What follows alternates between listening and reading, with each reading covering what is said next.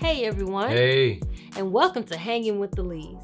On this channel, we're all about helping you have fun while being the best parent you can be.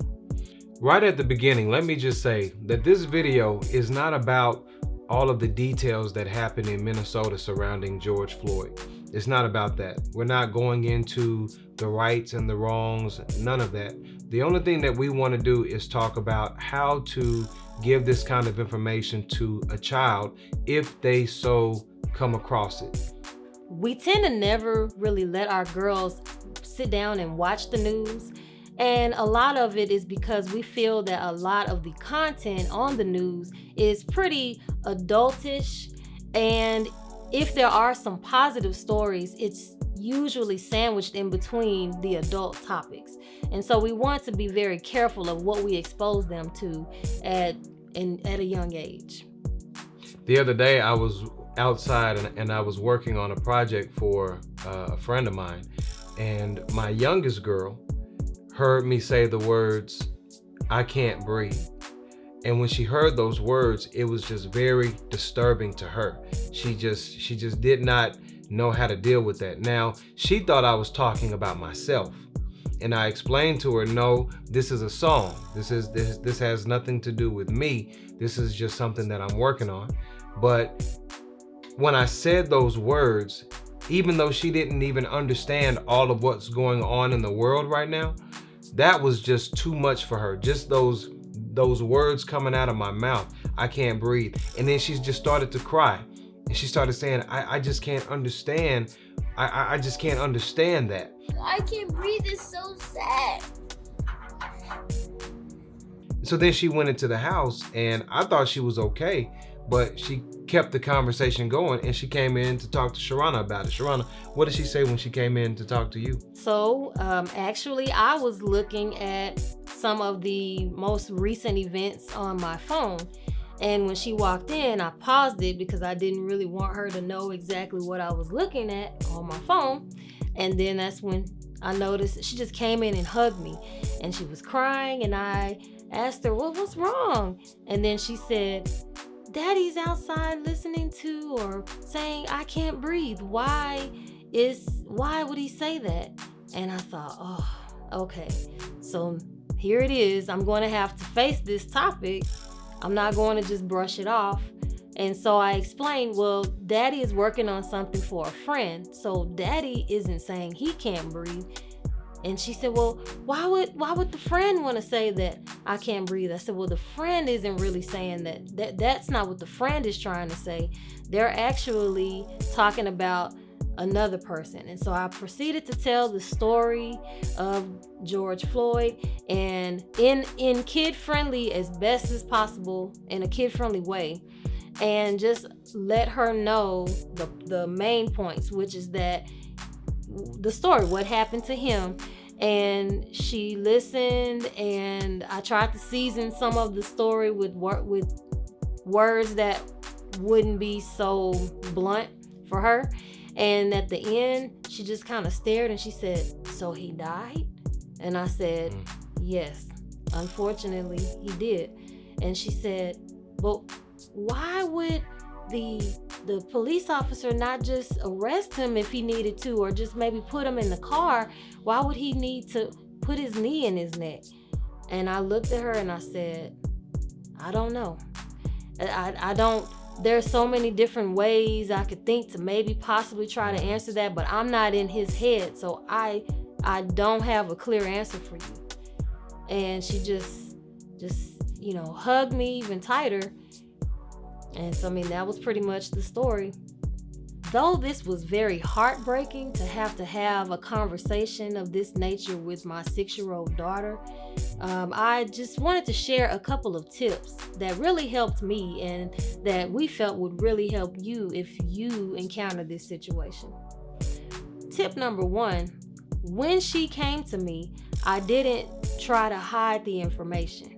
I didn't try to act like it didn't happen and just, oh, it's okay. Now, initially, I did push the pause button, but when she brought it up, I allowed her to talk about it and to say what her problem was. I listened to her, and then I found a way to sift the information and put it in a way that she would be able to receive it. The other thing that I did was I allowed her to feel. I knew that she's gonna have feelings based on what I just said, and I validated her feelings. I gave her a hug. I allowed her to know that it's okay to have these feelings.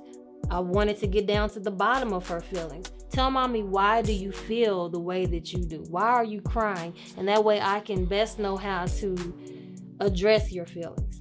So definitely sift the information and filter it so that it can be something that is more easily received, but then also validate their feelings and let them know having feelings, there's nothing wrong with that. It's okay to feel. Comfort them through their feelings. And just like we have to be concerned about the child's well-being, we have to be concerned about what they're thinking, what they're feeling. Parents, you have to do the same thing for you as well. This stuff is everywhere. Take social breaks, social distance away from some of this stuff, because if not, if you just plug into this, it's going to consume you, it's going to consume your personality, it's going to consume your attitude. All of that could take place. So when it gets to be too much, take a break from it.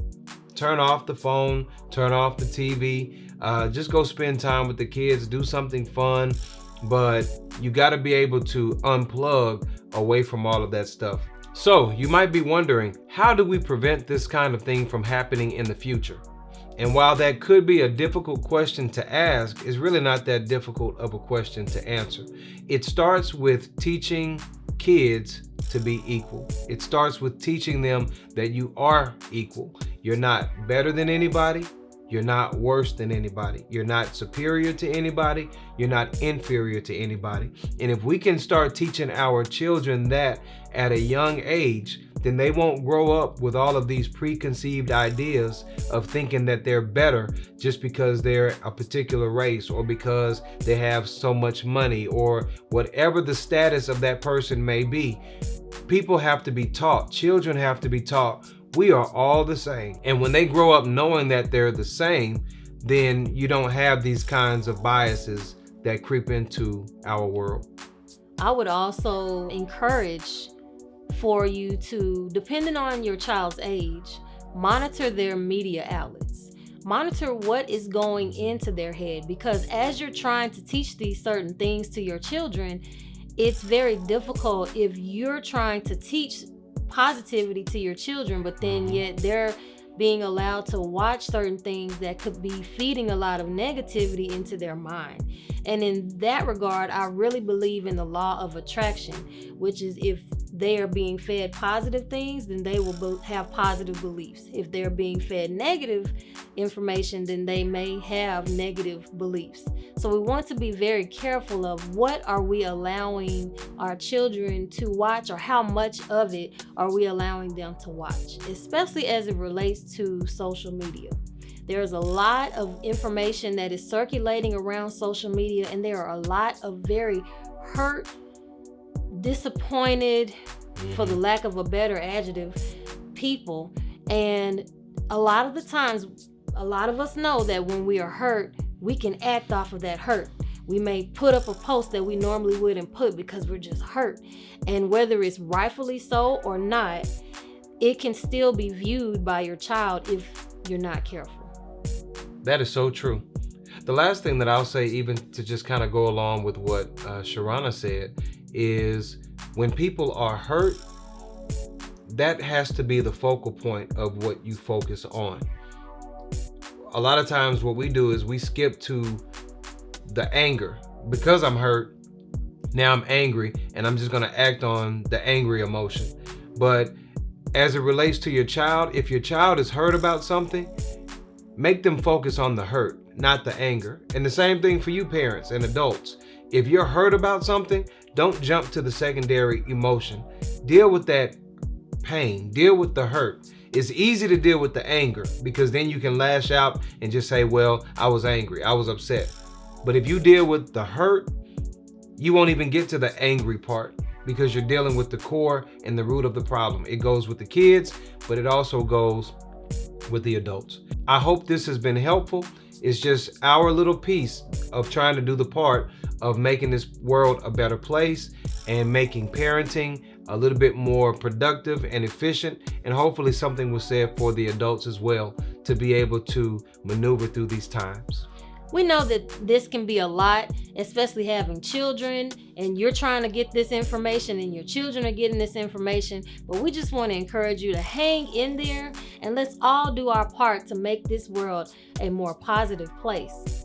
If you haven't already, please like, share, and subscribe so that we can continue to put our positivity out to everybody. Everyone. All right, everybody, take care. Bye-bye.